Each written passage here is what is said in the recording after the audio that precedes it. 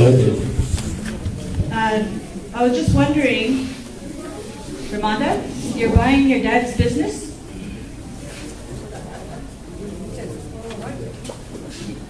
Pardon me? Not, You're not? not yet. So you're not securing, you didn't give your dad any money to purchase that building? Yes, maybe I'll answer to that. I had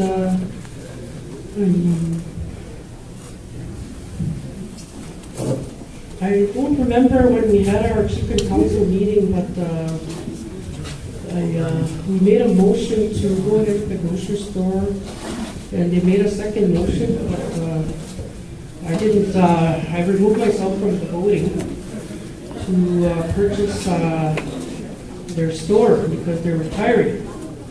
So, but going back to when I was negotiating with the province for that little piece of land by the highway, we did get $170,000, and we thought we could use that money to renovate the Woodland office and start getting ready.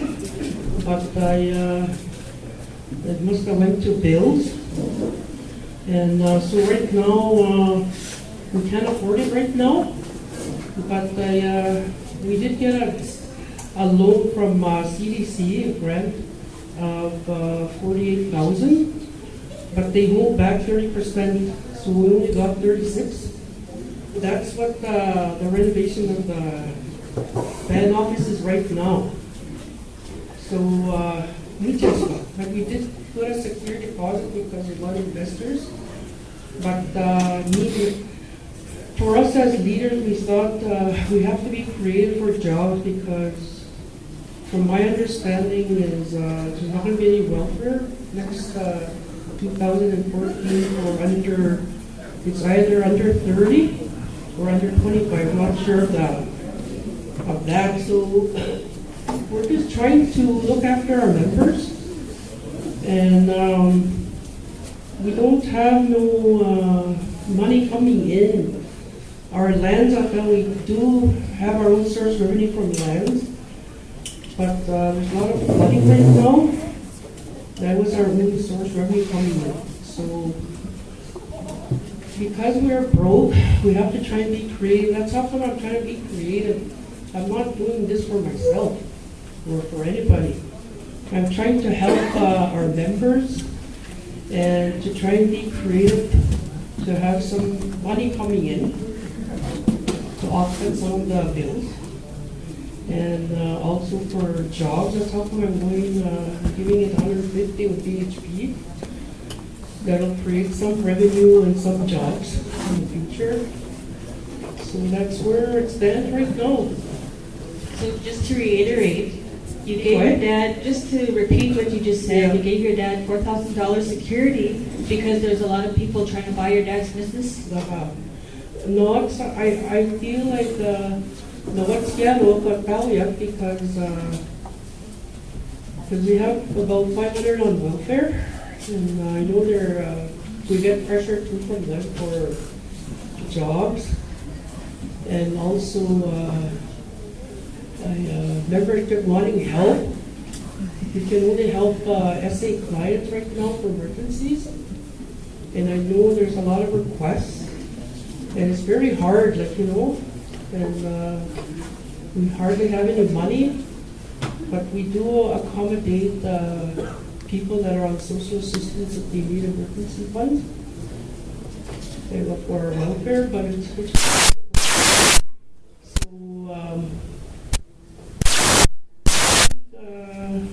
a good investment for creating our own source revenue and also jobs. That was the only issue behind that. So the council, what you're saying now is the council is the one that wanted to buy your dad's business? Yes. And how much in total are you purchasing your dad's business for? Right now, we're getting a third person to assess how much is it really worth. So we're still waiting on that. But we can't buy it right now because We want to make some money first, try to do some investments. So are you giving your dad monthly payments to slowly pay him? It would be nice, but we can't afford it right now. So you're not purchasing your dad's building? Well, we are in the future, but right now we can't. So when is the future you're gonna purchase it? And how much? Once we get it assessed from the third party person. Because there's minutes from chief and council saying you're gonna buy it for 150,000? It was bought up, but I said it was a little too much. But it's up to a negotiating team, I guess. So you're not buying your dad's business for 150,000? Wait to wait. We still have to wait for that assessment. But you gave him a security deposit of $4,000? Yes, we did. And you haven't given him any money besides that? We did, because the band was going to buy it, we did pay for their power, the store, because actually it's the band's now, but we can't pay them until we earn some money. So it's the band store that you didn't purchase yet? Well, we just put a security deposit so that the band can own it in the future. So what's the future amount that you plan to pay in total? It's up to the board. So you're purchasing something you don't know the total amount yet? Well, we didn't get the assessment yet. But you're purchasing it. Well, we'd like to. Are you purchasing it, yes or no? We'd like to, Excuse yes. me, I think it's just a good idea for you to purchase that so we can have a reserve store and gas station where it is reserved to be. Go ahead. Thank you. The last for the chief would be Mr. Mike. Go ahead, Marcy. Good afternoon. My name is Marcia Okemasis. First of all, I'd just like to thank the chief for letting the people know that we are doing well financially before Sheila came into place, because I believe that was, I was the co-manager prior to, and also we had a financial committee in place that was working consistently with me. Council being elected. I started as a co-manager in October of 2010. When I came into co-management, the previous co-manager had been quite discouraged, and also the chief and council were discouraged with him. I guess that was to the accumulated deficit. Now, when I came into place, we were 6 months into the year 2010-11. We had a lot of work to do because audit still for the 2009-10 was incomplete. We had a lot of information to gather, and also too, we had to build a plan. Chief and council election was coming up in March, and I was called upon by the previous chief and council and Rick to come to meet with them and discuss the alternatives of me becoming co-manager. I had first taken place and taken the position as a financial officer, and from there, when Matt had resigned or chief and council had let him go, both, as I see, were done at the same time. The chief and council had agreed to work with INAC, and INAC had agreed that I was fit to take over the co-management role. Because of my prior year's experience at Cumberland House Cremation, I had established myself with INAC and Cumberland and had brought down their deficit substantially. Now with that, I'm just giving a brief history of how I became co-manager, because what I'd like to make everyone aware of is that when I first got there, there was no financial management advisory committee in place. I worked with the directors, and we made a decision with the chief and council to that the directors themselves would be the board. And that decision was made because as directors for each program, all the directors are aware of their program limitations, their budgets, and what is eligible expenses and what were ineligible expenses. It gave the opportunity to be able to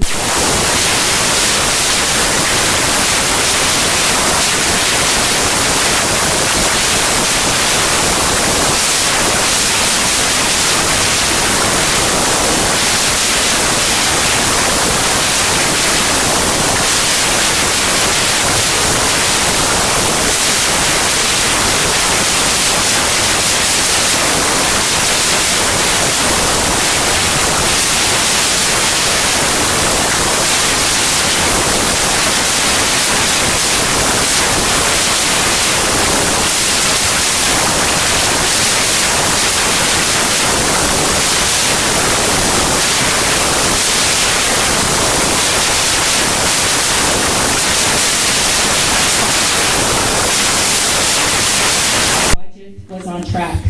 However, when the chief and council came into place and we were trying to ratify the budget which the previous chief and council had left for the new chief and council to ratify, we couldn't get it ratified. And that was because take this out, add this in, take this person out and add this person in. I had fought hard. And many of you are aware that when I came in October, there's many people that are sitting here in this building that we had to cut off. There was people getting checks that weren't entitled to getting checks. There were people that were coming into the band office requesting money for their own personal affairs. That was a tough thing to do, considering my age and the people that I stood before, I looked up to. And I couldn't believe what I seen before me. That each one of these people that I looked up to were doing this to our community and our members. Some people got checks while other people didn't. Now I feel that's totally unfair. And so what we did with the Financial Management Advisory Committee was set in place the budget. It wasn't fair to the directors when you as Chief and Council came in and overrode their decisions. They had ensured that they met the program guidelines. They had ensured that they would follow their budget. And you know what? When we sat in those meetings, those directors, well, the Chief and Council are going to come in and override our decisions. And what did I do as co-manager? I said, no, they can't do that. They can't come in, they can't make decisions based on your budget. You have the authority over your budget.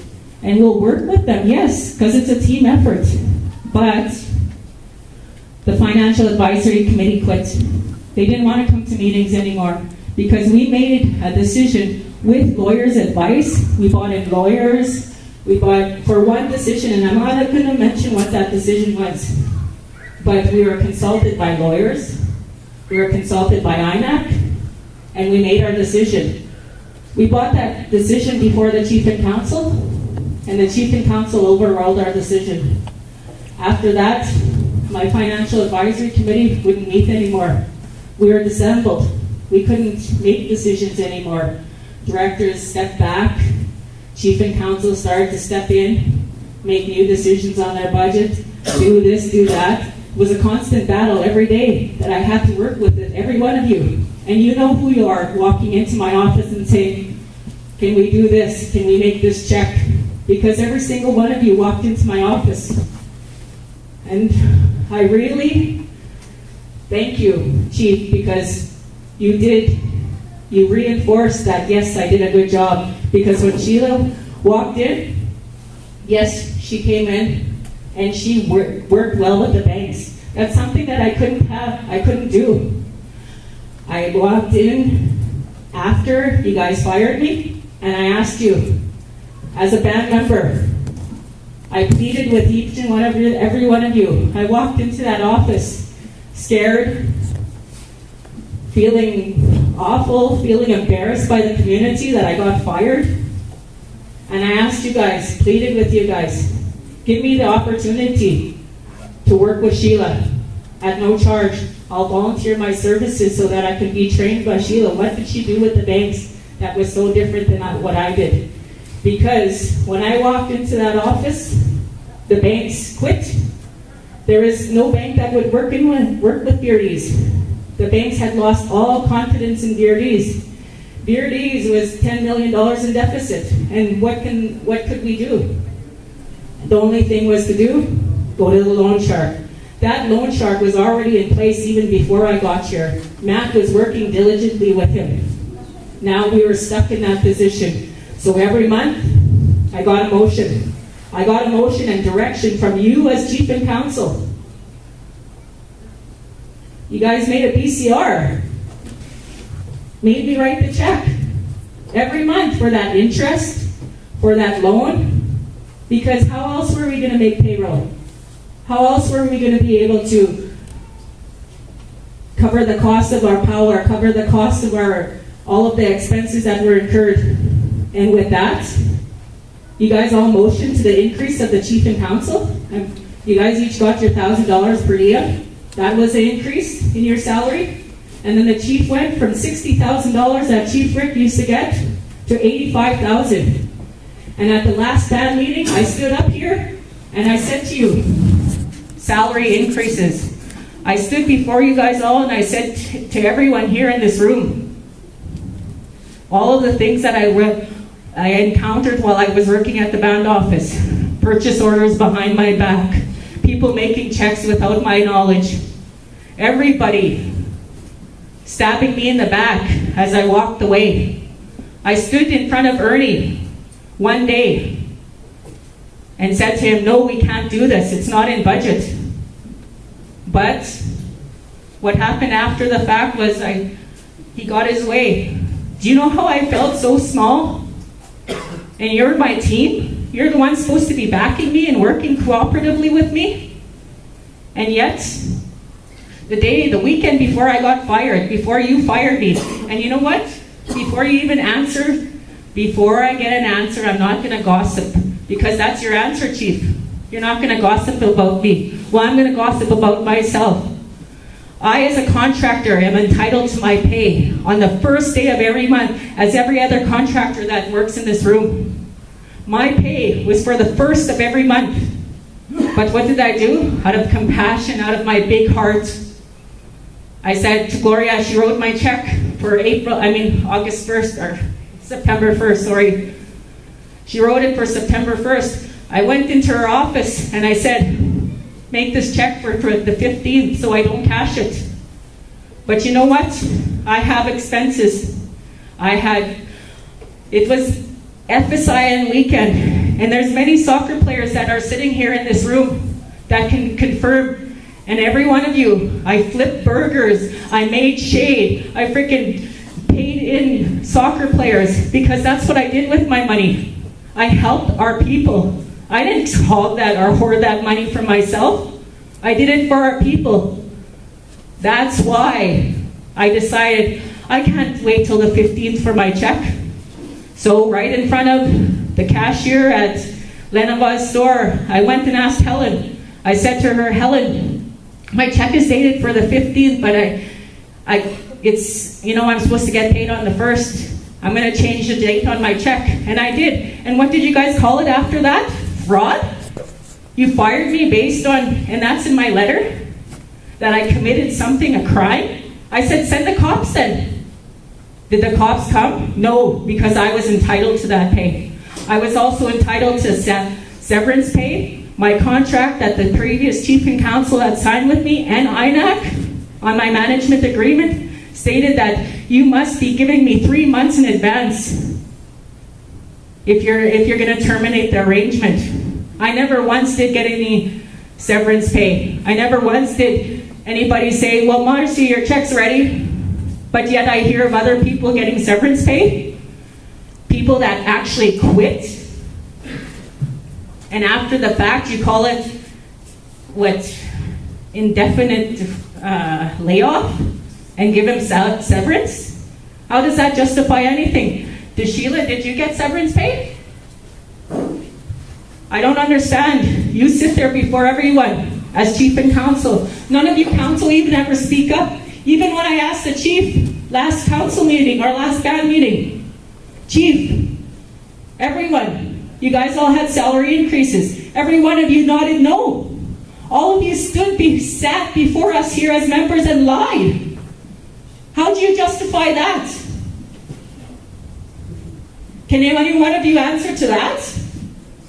Why you supported the chief in her lie when she sat before everyone and told her she didn't get a salary increase? I don't understand what's going on here in our band.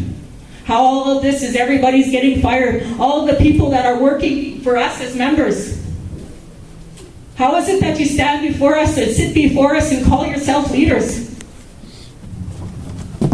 When none of you can ever speak up to her. She's the bully. I seen you guys. None of you speak up in the council meetings. It's her making the decisions. All of you guys sit back and just let her make those decisions? Why isn't that you know yourself? You guys can speak up too. You have a right. You're council members. Why let her make all the decisions? Why let her say that, okay, yeah, we're going to fire Marcia, or we're going to fire Sheila. And you fire Sheila because she can speak up? Well, maybe that's something that I couldn't do. Because I couldn't speak up, and that's exactly, I went to Sheila after I met with you guys, and you guys told me, no, you can't volunteer. No, you can't work with Sheila. We fired you. I told you, Marcia, I was going to fire you if you took your check early. Well, I didn't take my check early. I took it when I was entitled to it.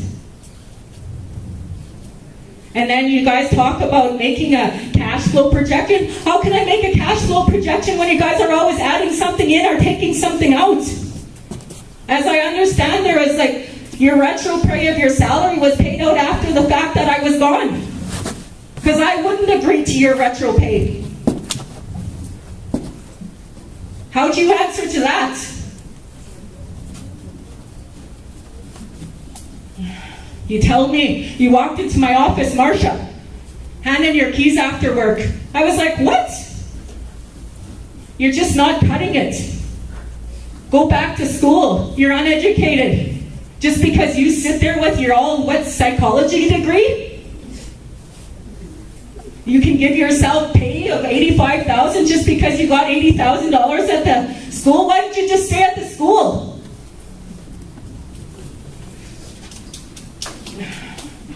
First, you guys ordered me to stop payment. You guys made BCRs every month, ordering me to get these loans from this loan shark. Then after now you say it's the co-manager that did this? You guys put it in the paper? We let go of our old co-manager to get a new co-manager. Now we're going to be okay?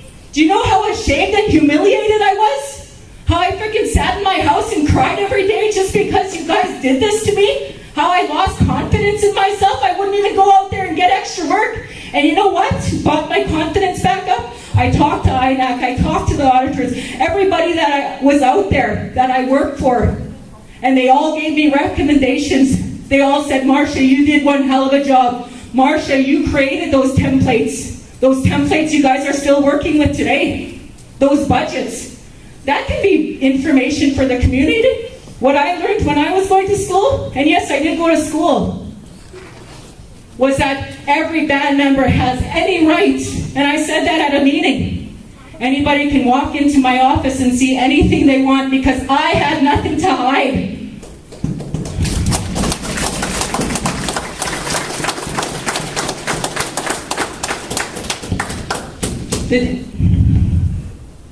The day before you fired me, you guys ordered me to go back and get money from a Silver Star contractor again because his payment went through.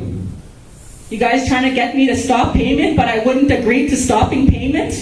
And I wouldn't agree to stopping payment because I didn't get legal advice saying that yes, it's okay. And yes, maybe Sheila knew more about that because she worked with the banks. They had confidence in her. Well, it only took till October to prove ourselves. We were on budget, we are on task. The banks did gain confidence in us once more. My proposals were going through, and I kept telling you guys, October will be okay. We'll get ourselves out of it. We won't have to be loaning from Silver Star anymore. But did you guys give me the chance? No. I don't understand why you guys did this to me, or why you're doing this to everybody else that's trying to work hard for our members.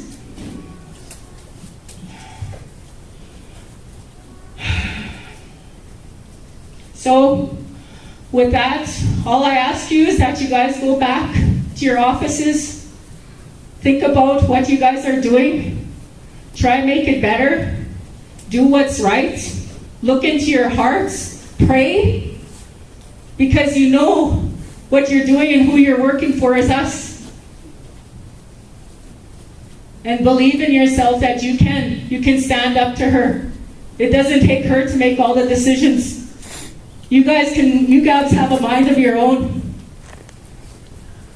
Do what's right and lead a good life for us and your members. Because that's all we can ask of you, because what are we supposed to do when you guys go back to the office? Nothing. I sat in those offices after band meetings and I knew nothing ever came about band meetings because everybody just went back to what they were doing. So I ask of you, if anyone of you want to talk about why you guys didn't answer or why you supported the chief when she lied before us all, speak up now. Thank you.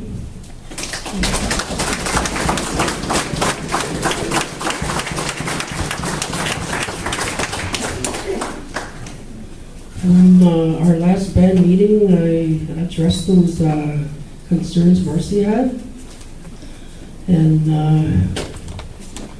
it's because our band was in such a big financial mess. You have to keep it in mind that when I came into the picture, I didn't understand not even anything about finances. I didn't go to university for that. So I had to educate myself, knowing where our band is and where we're going. And I know it's hard, but the positive side of things is I know we brought the debt down by 3.1 million. And it's going to take another few years. It's not our fault here. We don't get enough funding from INAC, so we have to be creative to try and bring extra dollars. Try and be creative. People want houses. People want jobs. People want financial hardship. And you know what, we have been addressing those. And that's why I went hard into getting BHP. I know we'll get compensation. There'll be jobs there and some extra revenue for housing, jobs. That's the whole purpose behind that. And I know I can't satisfy all 3,000. But all I can say is I'm trying my best. I'm trying to give it 150. And if I don't want to go into Marcy, but in time I know when she's older, she'll understand a lot of things. But Pitomi and yes, the banks didn't look at us. They still don't.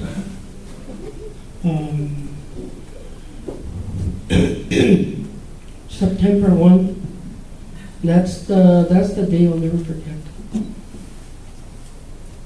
I don't know where I was going to get money for payroll. I don't know where I was going to get money for SA. I don't know where I was going to get money for POSAC. We have nothing, honest to God. But through prayers, we came out of it. That's the positive side. And I know Chief as a chief, I know I'm responsible and accountable for everything that happens, and I want to take that. But if you open your hearts and your minds, any chief would have done what I've done. I have to. I've done everything you guys asked me to do. Finances. I brought the debt down by $3 million. I cut travel, training and development, committees I had to cut, Senate I had to cut, AAA I had to cut. And I prayed. And a lot of some staff wanted to volunteer to quit because they knew how bad we were. And I have to really work hard. Why are we in debt? So some of it is reporting's not being done right. We're not getting reimbursed from INAC because reports have to be in. And I know we usually focus on negative, and that's the negative that I have to do. But any chief would have did that. And I did what I had to do. I didn't want to hurt anyone. But I did get a lot of flack. And I always tell them our needs have to be priority. Put them on, these ones have to be set aside. And we have to be creative in cutting this and that. It's really difficult. But I know we're slowly getting out of it. And that we need to focus on the positives. And I know as chief, I want to be responsible. And then we can't go with third party, but Papico, no, right across Canada will be in the headlines. It's really a tough job, but if you look at all the positives we've done too, that the fight's not with this leadership, the fight's with the government. You know, this is what they want. They want us to fail. They want us to fight amongst each other. That's what they want. But the positive note is we're getting out of debt. The banks don't phone. Our suppliers, they don't phone anymore.